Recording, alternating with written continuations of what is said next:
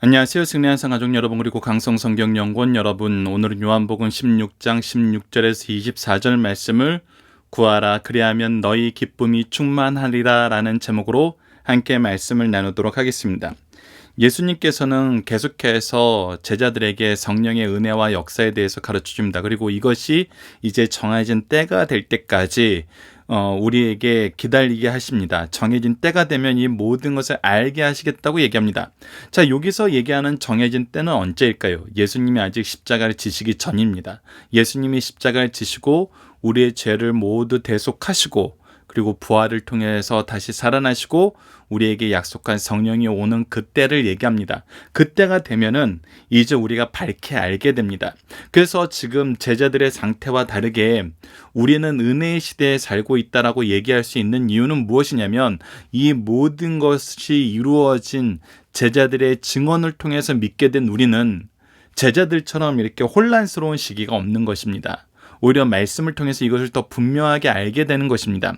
우리가 이 제자들처럼 간혹 모르는 일이 있다 하더라도 제자들처럼 그때가 올 때까지 기다릴 필요가 없습니다. 우리에게는 하나님이 준비해 주신 영적 스승들이 있고, 완성된 말씀이 있고, 말씀을 잘 이해할 수 있는 많은 선배들의 노력의 결과들이 있습니다.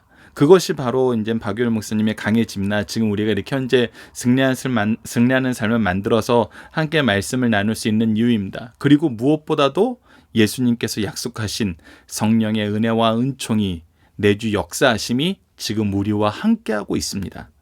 그렇기 때문에 우리는 이 말씀을 보면서 더 감사할 수 있는 것입니다. 제자들은 어려워하고 이해할 수 없었지만, 그들은 모든 것이 이루어질 때까지 기다려야 했지만, 우리에게는 이 모든 것이 이루어진 시대에 이 모든 말씀을 명확하게 보고 우리가 이 말씀의 의미를 이해하게 하시고 이 말씀에 근거하여 승리하게 하시는, 기도하게 하시는 하나님의 은혜와 은총이 있기 때문입니다. 자, 16절 말씀을 보시다. 조금 있으면 너희가 나를 보지 못하겠고 또 조금 있으면 나를 보리라 하시니, 이것은 무엇입니까? 이제 곧 예수님은 십자가에 달려 돌아가 죽으시게 됩니다. 그렇기 때문에 그때는 보지 못합니다. 그러나 잠시 후에 3일 후에 어떻게 합니까? 다시 부활하셔서 제자들을 찾아가십니다. 근데 그래서 앞으로 일어날 일을 미리 말씀하신 것입니다. 성령의 역사를 얘기하고 이젠 곧 닥칠 예수 그리스도의 죽으심과 부활하심에 대해서 얘기합니다. 근데 제자들은 도무지 이것이 이해가 안 되는 거예요. 자, 17절 봅시다. 제자 중에 서로 말하되 우리에게 말씀하신 바 조금 있으면 나를 보지 못하겠고 조금 있으면 나를 보리라 하시며 또 내가 아버지께로 가미라 하신 것이 무슨 말씀이냐 하고 얘기합니다. 자, 제자들은 지금까지 말씀하신 것 중에 이해가 안 되는 것을 다시 한번 생각하고 서로 논의하기 시작합니다. 조금 있으면 나를 보지 못하겠고, 이거 지금 죽으심이죠. 지금 여기에 앞에 말씀하고 있습니다. 조금 있으면 나를 보리라 한 것은 바로 부활하심입니다. 또 아버지께로 가미라 하심은 승천하심입니다. 이거 아버지께로 가미라 가는 것이 너희에게 유익하니라 라고 얘기했을 때 성령 강림을 약속하시죠. 근데 이것이 도무지 이해가 안 되는 거예요. 그런데 사실 이것이 조금 전 서두에서도 말씀드렸던 것처럼 우리에게 너무나 은혜가 되는 거잖아요. 예수께서 죽으시고 부활하시고 승천하셔서 우리를 위해서 중보하고 계시는 예수 그리스도의 대제사장의 직분을 정말 신실하게 감당하시고 능력 있게 감당하시는 우리 예수 그리스도께서 계시고, 그분이 통치하시고 그분이 앞으로 심판하신다는 것을 아는 것만큼 우리가 세상에 지혜가 없어요. 이것보다 더 은혜되는 게 없어요. 이것보다 더 능력 있는 사실이 없어요. 이거야말로 정말 삼위일체 하나님이 이루시고자 하시는 구원의 핵심이었어요. 그러나 그 많은 가르침, 구약의 역사를 통해서 예수 그리스도의 직접적인 가르침을 통해서도 사실 제자들이 잘 이해하지 못한 것이 바로 이 부분이었어요. 계속해서 얘기합니다. 18절 또 말하되 조금 있으면이라 하신 말씀이 무슨 말이냐, 무엇을 말씀하는지 알지 못하겠노라 하거늘 이라면서 서로 물어봅니다. 예수님한테 직접 물어보지 못하고 서로 궁금해하면서 물어보고 있어요. 이것은 근데 우리가 다시 한번 앞부분과 내용과 연결돼서 봐야 될 부분이 있습니다. 제자들이 지금 이해하지 못하는 거에 대해서 요한복음은 철저하게 우리가 스스로 알 수 없음을 더 강조해서 얘기합니다. 이것을 우리가 조금 더 살펴보기를 원하는 이유가 뭐냐면, 그것은 이 모든 것이 철저하게 성령의 은혜와 능력 아니면은 불가능한 것임을 가르쳐 줍니다. 우리가 스스로 알지 못하는 거예요. 그러나 동시에 공간복음에서 가르쳐 주는 건 뭐냐면, 제자들은 이것이 중요한 거였어요, 중요하지 않은 거였어요. 이 제자들은 예수님이 왕될 것으로 굳건히 믿고 있었어요. 예수님이 높아지시면 자기들이 가장 높은 자리에 올라야 된다고 싸우고 있었어요. 조금 전까지도 그렇게 싸우고 있었어요. 그러니까 이것은 지금 자기네들이 원하는 것이 아니에요. 왜 다시 한번 이 부분을 강조하냐면, 요한복음이 성령이 아니면 이것을 우리가 알 수 없음을 강조하면서 이렇게 얘기해 주는데, 제자들의 상태를 다시 한번 리마인드해서 공간복음에서 말씀과 연결해서 얘기하는 이유는 무엇이냐면, 성령의 능력이 얼마나 강력하냐는 거예요. 이것을 원치 않고 듣지 않고 깨달으려 하지 않고 거부한다는 입장에서는, 거부하면서 예수님 옆에 있느냐, 거부하면서 예수님을 죽이려 하느냐라는 그런 위치가 달라 보이지만, 거부라는 입장에서는 똑같아요. 근데 예수님의 은혜와 역사가, 성령님의 역사가 이 제자들을 어떻게 바꿨어요? 우리가 계속해서 이 시편 말씀을 2달간 살펴보고 이제 사도행전을 통해서 올 한 해를 마무리하는 시간을 가질 텐데, 이것이 왜 사도행전에서 나타날 때 이것이 왜 놀라웠냐면, 자기 목적을 이루고 자기 욕심을 투영하여서 예수님을 따르던 제자들도 변했고, 많은 제사장 무리와 바리새인들도 예수님을 따랐기 때문에 예루살렘 초대교회에서는 예수님을 죽이려 하던 그룹에서도 예수님을 따랐어요. 그러니까 성령의 은혜는 우리의 부족함과 연약함으로 우리가 누구는 절대 믿을 수 없고 누구는 절대 예수님을 따를 수 없어라고 우리가 선입견을 가지고 선을 그을 만한 어떤 근거도 성경은 제시해 주지 않는다는 거예요. 그랬던 제자들도, 죽이려 했던 자들도, 거부했던 자들도 어떻게 됐어요? 믿고 회개하게 되었어요. 그렇다면 이것을 통해서 우리가 무엇을 봐야 되냐면, 이제 우리가 현실 삶 속에서 적용해야 되는 두 문제, 이 부분은 이제 우리가 본문 적용하기 위해서 다시 한번 보게 될 건데, 우리는 말씀이 이해되지 않을 때 우선 어떻게 돼요? 제자들이 했던 것처럼 서로 토론을 하면서 이 문제에 대해서 더 깊이 있게 생각을 하고 이 문제에 대한 대답을 찾으려고 노력을 해야 돼요. 그리고 이 문제에 대해서 우리가 거부하고 이거에 대해서 오히려 우리를 박해하는 자들에게도 우리는 어떻게 해야 돼요? 그들도 우리를 돌이키게 하신 하나님의 은혜가 그들에게 있기를 바라는 마음으로 우리가 애통하면서 기도하고 말씀 전하는 데 쉬지 않아야 돼요.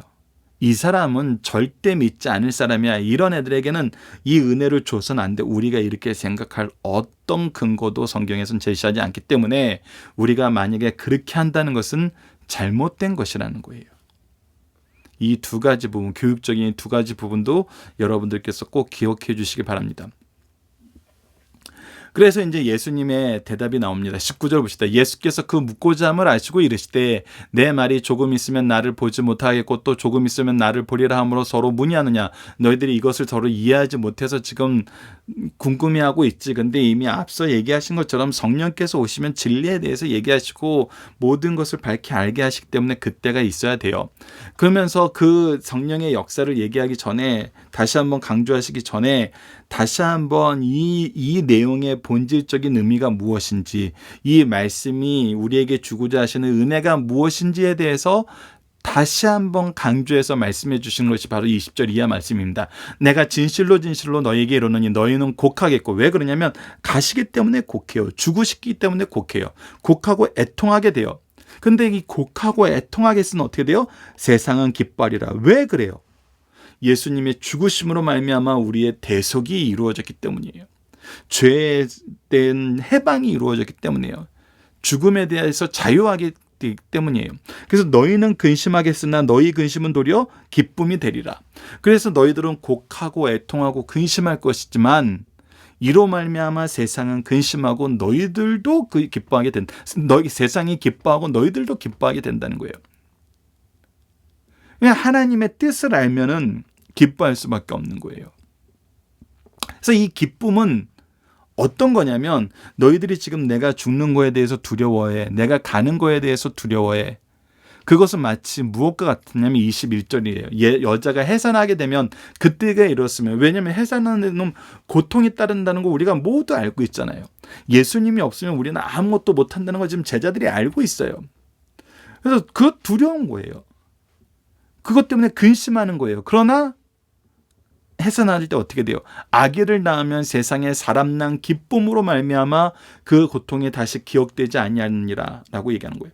즉 아이가 태어나는 거에 대해서 내가 겪게 될 고통과 그것을 내가 이겨낼 수 있을까 하는 정말 염려가 그 산모에게 가득하지만 아이가 태어났을 때는 그 기쁨으로 말미암아 이전에 가졌던 근심과 걱정들이 사라지게 된다는 거예요. 제자들이 지금 근심하고 염려하고 슬퍼하게 되는 것은 이제 기쁨으로 변하기 위한 한 과정이라는 거예요.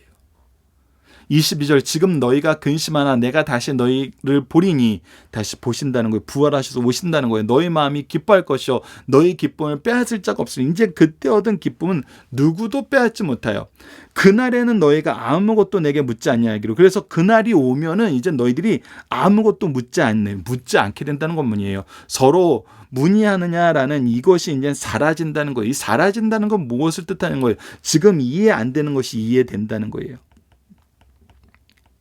이제 예수 그리스도의 역사와 우리를 향한 하나님의 구원의 역사를 우리가 분명히 알게 된다는 거예요. 이 분명히 알게 되는 건 누구를 통해서 알게 하신다 그랬어요? 성령을 통해서 알게 된다 그랬어요. 그렇기 때문에 그 날은 언제예요? 성령께서 오셔서 우리와 함께 하시는 성령 강림을 의미하게 되는 것이죠. 그래서 내가 진실로 너희에게 이르노니 너희가 무엇이든지 아버지께 구하는 것을 내 이름으로 주시라. 이제 너희들이 밝히 알게 되면 이제 너희들이 무엇을 위해서 살게 되냐면 예수 그리스도의 사역을 위해서 너희들에게 주신 사명을 위해서 하나님이 주신 은혜를 베풀게 하시기 위해서 하나님의 아들로서 세상의 평화의 도구가 되게 하시기 위해서 참된 평안과 생명을 주기 위해서 기쁨을 주기 위해서 너희들이 일하게 되는데 이 일을 할 때는 너희들이 원하는 모든 것을 이루어 주신다는 거예요. 너희들이 이제 나를 알고 하나님을 알고 하나님의 역사를 알고 성령 안에 있기 때문에 너희들이 하나님의 뜻과 일치된 기도를 하게 된다는 거예요. 이 기도의 응답의 역사가 이제 너희들과 함께 한다는 거예요. 이 응답의 역사가 있는 자들이 반드시 경험하는 것이 무엇이냐면 바로 승리하는 삶이라는 것입니다. 반드시 이긴다는 거예요. 24절입니다. 지금까지는 너희가 내 이름으로 아무것도 구하지 아니하였으나 구하라 그러면 받으리니 너희 기쁨이 충만하리라. 응답과 승리의 역사가 충만하리라. 이 기쁨은 결코 빼앗을 자가 없는 기쁨이라. 우리에게 약속된 결론이에요. 이미 이루어진 승리, 우리의 미래의 승리를 예수 그리스도는 선언하고 계시는 겁니다. 본문 묵상하기입니다. 잠시 후 제자들이 보지 못할 때 제자들이 경험하게 되는 건 뭔가? 곡하고 애통하고 근심하게 돼요. 그러나 곧 그것이 어떻게 돼요? 기쁨이 돼요. 자, 예수님을 보지 못하게 될 때 세상이 경험하는 것은 무엇입니까? 다시 죽으시고 살아나신 것을 통해서 구원의 완성을 통해서 기쁨을 경험하게 되죠. 이 기쁨의 참된 증인으로 지금 제자들이 세우심을 받고 있는 것입니다. 예수님이 떠나신 후에 제자들은 어떠한 삶을 살게 되나요? 이제 예수님이 승천하시고 성령께서 오셔서 이제 모든 것을 밝히 알게 된 그때에는 이제 더 이상 묻지 않아요. 이제 궁금하지 않아요. 분명히 알게 돼요. 아, 구원의 역사가 이런 거였구나. 예수 그리스도의 나심과 사심과 죽으심과 장사되심과 부활하심과 승천하심과 재림하심이 바로 이거였구나. 나의 본질에 대한 정체성이 이제 그리스도를 통해서 하나님과 하나됨으로 그의 자녀되고 백성되고 그의 일꾼된 것이 바로 이것이구나. 이것을 알게 돼요. 알게 되기 때문에 어떻게 돼요? 이제 그 일을 해요. 하나님과 일치된 삶을 살아요. 그의 뜻 안에서, 그의 역사하심 안에서, 그의 이루심 안에서 살게 돼요. 그랬을 때는 무엇이든지 기도하면 주세요. 하나님이 약속하신 거예요. 예수님이 약속하신 거예요. 성령을 통해서 이루시는 거예요. 그리고 기쁨이 충만하게 됩니다. 참된 지혜. 다시 한번 정리합시다. 우리가 이제 앞으로 사는 삶은 뭐냐면 참된 지혜예요. 하나님의 지혜죠. 그리고 기도의 능력이에요. 그리고 기쁨 충만이에요. 기쁨이 충만하다는 건 뭐냐면 우리가 승리한다는 거예요. 승리의 기쁨이에요. 그래서 참된 지혜, 기도의 능력, 승리. 이것이 우리가 사는 삶에 항상 있다는 것입니다. 항상 있어요. 여러분들 이것을 가지고 사는 삶을 상상해 보세요. 그리고 이것을 경험하세요. 이거는 이미 허락된 겁니다. 우리가 얼마가 있어야지 이거는 여러분 정말 부수적인 겁니다. 하나님의 일을 위해 필요하면은 돈 벌 지혜도 주시고 돈을 공급하시는 하나님의 역사도 우리에게 허락하세요. 그래서 우리는 이 지혜 안에서 기도하면서 승리를 위해 헌신하는, 수고하는 삶을 사는 것입니다. 일하는 삶을 사는 거예요. 세상은 돈 벌어서 놀아야 된다 그러지만 우리는 하면 할수록 우리에게 더 많은 일을 맡기세요. 이 일을 이루는 것이 우리에게 정말 참된 기쁨이고 참된 열매이고 하나님 영광 받으시는 거기 때문에 우리 삶이 정말 바꿀 수 없는 기쁨으로 가득 차게 되는 것입니다. 이 기쁨은 앞서 얘기하지만 생명 살리는 기쁨이에요. 해산한 여인이 얻게 되는 기쁨은 그 생명으로 얻게 되는 기쁨이에요. 이것이 성도의 기쁨인 것입니다.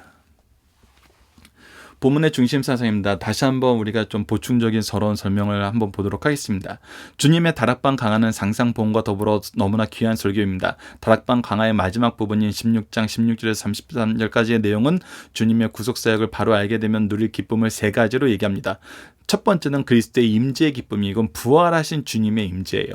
우리 주님께서 십자가상에서 대속의 죽으심을 통해서 우리를 구원하시려고 잠깐 떠나시나 조금 있으면 부활하심으로 다시 보게 됩니다. 출산한 여인이 해산의 고통을 극심하였으나 새 생명이 태어남을 인하여 기뻐함 같이 우리도 이때의 새로운 기쁨을 누리게 됩니다. 두 번째, 예수님의 이름으로 드리는 기도에 응답을 주시는 기쁨이에요. 이것은 정말 성도들의 가장 놀라운 특권입니다. 우리가 주님의 뜻 안에서 주의 이름으로 드리는 기도는 응답받는다는 거예요. 예수의 이름으로 드리는 기도를 통해 응답받을 필요들이 채워지는 경험은 성도들에게 있어서 큰 기쁨의 근원입니다. 지금까지 제자들은 요구사항들을 예수님께 가져왔으며 그분이 그들을 위하여 하나님 아버지께 드리는 기도에 의해 격려를 받아왔어요. 그러나 이제는 성도들이 예수님의 이름으로 기도함으로 응답받고 주 안에서 풍성한 삶을 살게 되는 기쁨을 경험하면서 살게 된다는 것입니다. 주님의 승리를 공유하게 되는 기쁨입니다. 주님께서 이기셨고 우리도 그 승리를 공유하게 되기 때문에 기뻐한 것입니다. 주님께서 지금까지 비유로 말씀하시다가 직접적인 말씀을 하십니다. 그때야 제자들이 깨달았다고 하나 주께서는 제자들이 곧 주를 버리고 떠날 것을 말씀하시며 내가 세상을 이겼노라라고 말씀하셔요. 주님, 오직 예수님만이 승리하십니다. 종말에 가서 부르게 될 찬송도 우리가 이겼다가 아니라 주께서 이기셨다라는 찬송임을 여러분들이 계시록을 통해서 확인할 수 있습니다. 이 찬송을 우리가 기억해야 됩니다. 그리고 그 승리를 우리가 공유하게 된다는 것입니다. 이 기쁨을 제자들과 우리에게 주심을 깨닫고 경험하게 될 때 그 기쁨은 끝이 없습니다. 그래서 주님께서 이기게 하신 이 승리의 기쁨이 우리에게 영원하다는 것입니다. 자, 본문의 중심 사상입니다. 첫 번째, 성령께서 우리의 마음을 열어주실 때 말씀을 바로 깨닫게 된다는 것입니다. 예수님은 하나님의 뜻하신 바를 가장 분명하게 말씀하신 분입니다. 예수님 외에는 가장 정확하게 얘기하실 분이 없어요. 바로 삼위일체 한 분이기 때문이죠. 예수님의 가르치신 방법에 가장 익숙한 사람들은 제자들이었어요. 그러나 예수께서 십자가의 주심과 부활을 예고할 때 그들은 이해할 수 없었어요. 내가 곧 간다, 다시 온다, 아버지께로 간다. 이 말씀을 이해하지 못했잖아요. 이는 그리스도의 말씀 속에는 측량하기 어려울 정도로 무한한 깊은 의미가 있기 때문이에요. 그러나 성령께서 우리의 마음의 눈을 열어주어 주의 말씀을 읽고 듣고 상고하게 될 때 깨닫게 합니다. 그래서 성령의 은혜임을 깨닫게 돼요. 지혜를 주심은 성령의 가장 놀라운 은혜예요. 그래서 무릇 있는 자는 받아 풍족하게 되고 없는 자는 그 있는 것까지 뺏기리라는 이 원리가 이 내용 안에 항상 넘쳐요. 지혜의 기쁨 안에도 이 말씀이 적용되고 기도의 응답의 기쁨에도 이 말씀이 적용되고 우리가 승리의 영역이 확장되는 예수 그리스도의 승리 안에 사는 것도 이 말씀이 해당이 돼요. 그래서 이것이 우리에게 풍족한 삶이 되는 거예요. 이것을 우리가 기억해야 됩니다. 그래서 이 말씀, 마태복음 25장 29절 말씀이 우리에게 주신 이 생명의 기쁨, 기도 응답의 기쁨, 승리의 기쁨에 항상 적용하도록 기도합시다. 두 번째, 그리스도께서 육체로 함께 하시지 않으면 근심이 아니라 도리어 기쁨이 된다는 것입니다. 그리스도께서 인격적 육체적으로 함께 하시지 않음이 제자 성도들에게 곡하고 애통할 일이라면 세상 사람들에게는 자신들의 죄와 거짓을 책망할 리가 없으므로 기뻐하고 즐거운 일입니다. 그러나 주님께서 부활하심으로 상황은 역전되었습니다. 재림 때에는 역전된 이 상태가 영원히 계속됩니다. 된다는 사실을 우리는 알고 있습니다. 그러나 저들은 이것을 받아들이지 않은 사람들은 생각하지도 못하고 있어요. 그러므로 우리는 주의 대속의 죽으심을 믿고 하늘 보좌를 우러러 봐야 됩니다. 그리고 이에 만족하지 말고 그 나라가 임하고 그 뜻이 이루어지기를 기도하면서 주신 사명을 바르게 감당해야 됩니다. 세 번째, 예수 이름으로 기도하고 그 뜻대로 구함으로 응답을 받게 된다는 것입니다. 중요한 것은 그의 뜻대로입니다.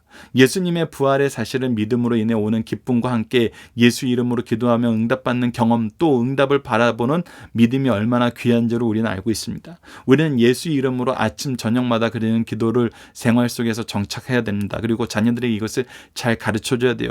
그 습관을 잘 키우면 우리 모두는 의무를 이행할 수 있는 힘을, 어려움 속에서도 위로를, 혼란 속에서도 나아야 될 방향을, 병 중에서도 소망을, 죽을 때 의지가 되는 것을 발견하게 됩니다. 우리에게 필요한 모든 것을 공급하시는 하나님의 역사가 기도를 통해서 이루어지면 우리에게 가르쳐주고 있어요. 믿음을 가지고 예수 이름으로 그 뜻대로 구하며 응답하신다는 주님의 약속을 늘 삶 속에서 받아 누리는 성도들이 될 것을 가르쳐주시는 말씀입니다. 자, 본문 다짐입니다. 주님의 말씀이 왜 제자들에게 위로가 되지 못했나요? 이게 이해가 되지 않았기 때문이거든요. 처음에는. 두 번째, 진리에 대해 의문이 생길 때 어떻게 해야 됩니까? 우리는 이것을 이상히 여기면 안 됩니다. 우리는 이 논의가 계속 이루어져야 돼요. 우리가 성경 전문 교사로서 이렇게 강해직과 교재를 만들어서 계속 말씀을 나누는 이유는 이 부분에 대해서 우리가 이렇게 논의하고 연구하는 것이 굉장히 중요하기 때문이고, 예수님을 통해서 가르침을 주셨던 것처럼 우리에게는 합당한 스승을 항상 준비해 놓으셔서 우리에게 깨닫게 하세요. 그래서 이런 질문은 자주 해야 돼요. 그리고 우리는 이것에 대해서 대답할 것을 항상 준비해야 돼요. 그래서 영생의 말씀을 누구에게 배워서 누구에게 가르칠 것인가 라는 이 말씀 안에서 우리가 이것을 궁금할 때 물어볼 수 있는 지혜 있는 스승이 있고 우리가 이것을 가르칠 제자가 있는 것은 사실 성경 안에서 우리가 얻게 된 가장 큰 축복이에요. 이것이 가정과 교회에서 활발하게 이루어지는 가정과 교회가 사실 명문 가문이고 명문 교회가 되는 거예요. 이것을 우리가 기억해야 됩니다. 주께서 대속의 죽음을 맞이하게 될 때 제자들이 느끼게 된 감정은 무엇인가? 근심과 고통과 슬픔입니다.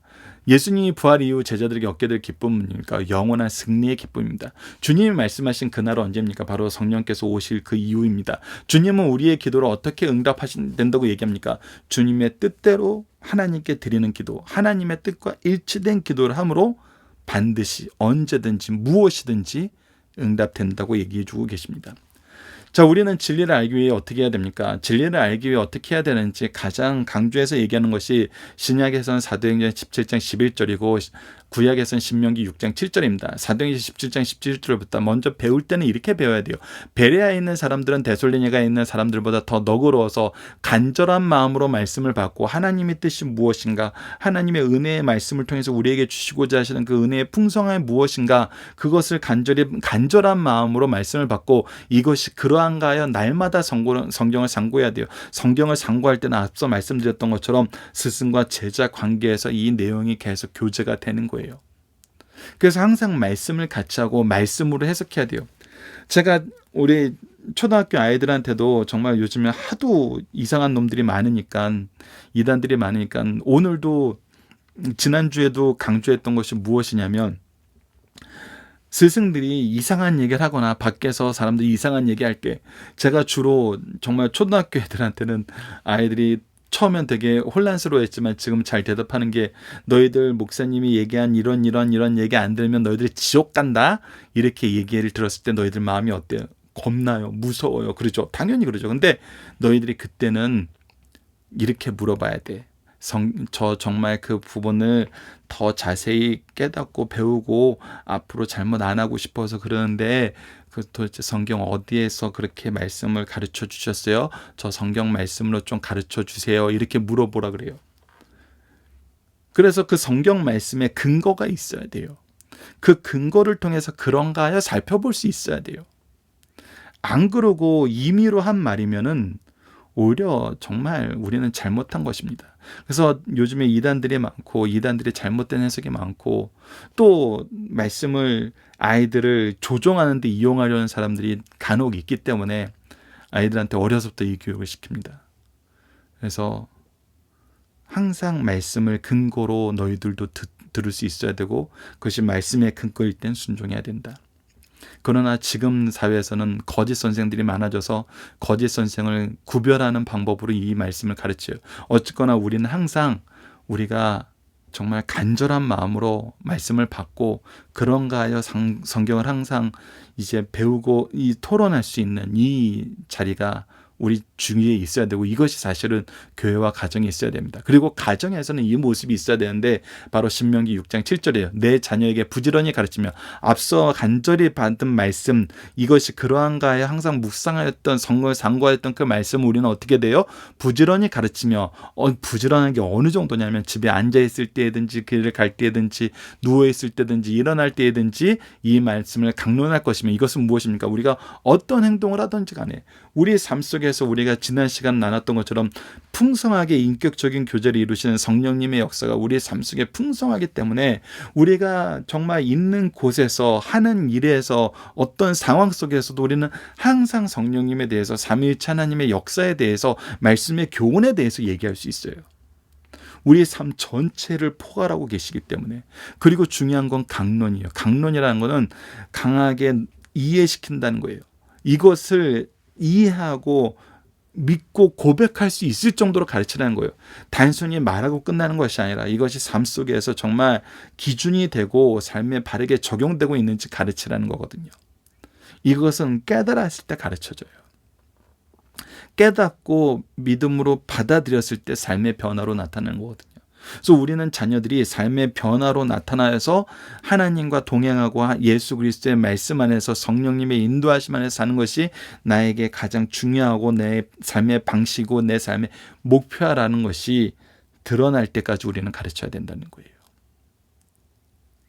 이거는 모든 스승들이 가져야 되는 것이고 모든 부모들이 가져야 되는 그런 모습입니다. 그리고 진리에 대해 모르는 사람이 질문해 올 때 우리는 어떻게 됩니까? 사실 여러분들 이제 책에는 베드로전서 3장 15절만 났어요. 왜냐하면 우리가 이것을 너무 때로는 막 얘네 믿음이 없는 거 아니야? 왜 얘네들 의심해? 이거 의심 아니에요, 여러분들. 이 의심과 질문을 여러분들 구분할 수 있어야 돼요.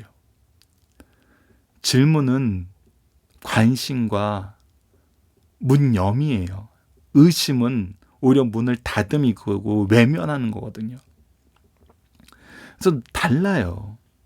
때로는 의심이라고 다가와서도 마음의 문을 열고 들어오는 사람은 얼마나 이 말씀을 잘 받아들입니까? 그래서 우리는 준비할 때 어떻게 준비해야 되냐면 항상 준비가 돼 있어야 되는데 이렇게 준비가 돼 있어야 된다는 겁니다. 너희 마음에 그리스도를 주로 삼아 거룩하게 하고 우리 삶 속에 예수 그리스도의 뜻이 가르침이 진리가 우리 삶의 중심에 대해서 그리스도께서 거룩하게 하시면 우리도 뒤따라서 거룩한 삶을 그것이 우리 삶의 기준이 돼야 된다는 거예요.